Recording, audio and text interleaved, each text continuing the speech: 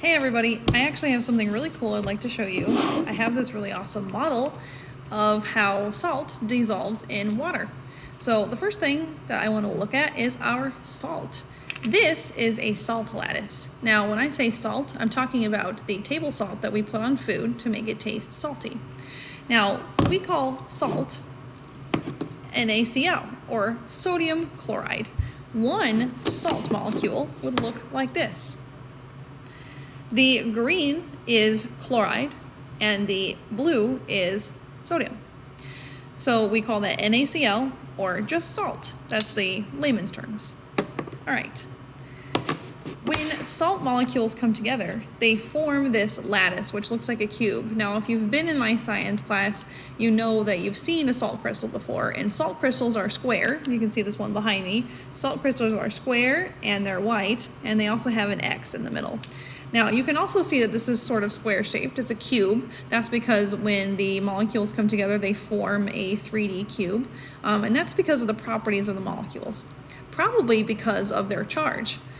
Because sodium chloride is made out of two parts, these two ions, one has a negative charge and one has a positive charge. So what does that mean? Well, let's take a few steps back. Because I called these ions, I didn't call them atoms, and here's why. Because an atom is actually neutral. And when something that is an atom has an equal number of electrons and protons, right? Equal number, that makes them neutral.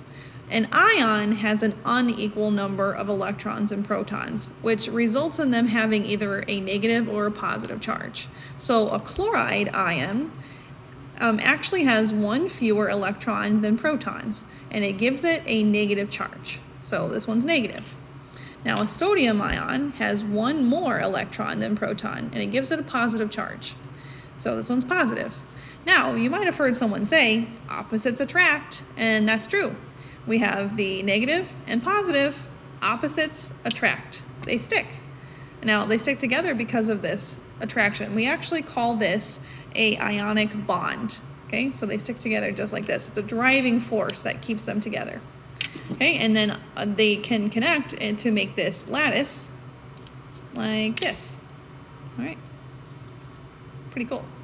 Now, let's say that we are going to dissolve some salt in water. Now, if I put salt in a cup with water, what happens? Let's see. You might have heard the term H2O before. That's because that's what we call water. Water is H2O.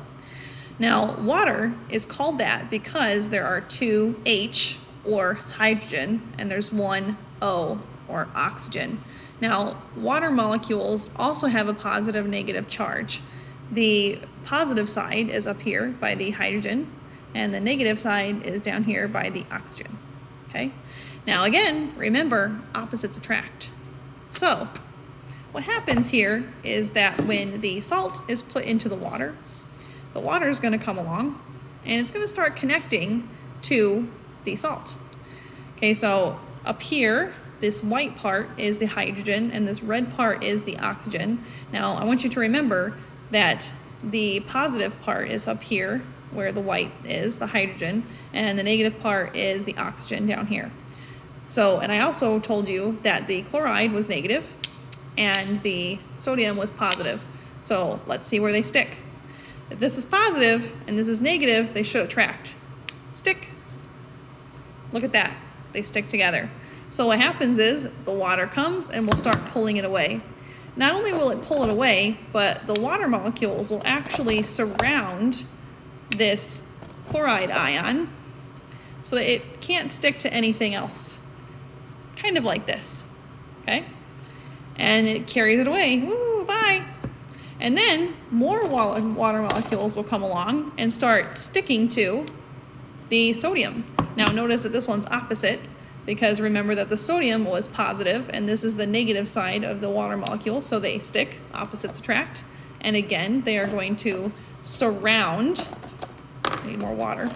They're going to surround the molecule so that it looks something like this. Okay, and then it's going to carry it away. There we go, I didn't have a very good attraction there. Aha. All right, carry it away. Bye. All right, so now we're all surrounded. So it's hard to hang on to. So now, since they're all surrounded here, this is what it looks like when the salt is completely dissolved. I'm gonna hold it carefully. All right, so we've got our sodium and our chloride, and they are completely dissolved. Notice that they are broken apart. This is why we say that when a solid like salt dissolves in water, it breaks apart into tiny pieces so small you can't see them. Now, I mean, you might not even be able to see this like salt lattice. Depends on how big it is. Like when you put a flake of salt in the water, it would be pretty big.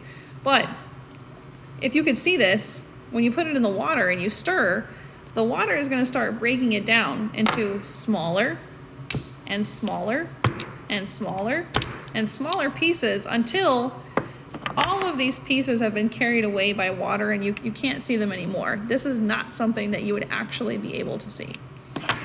So that is what happens when salt dissolves in water. And I hope that this model is helpful to have you understand what it means to dissolve.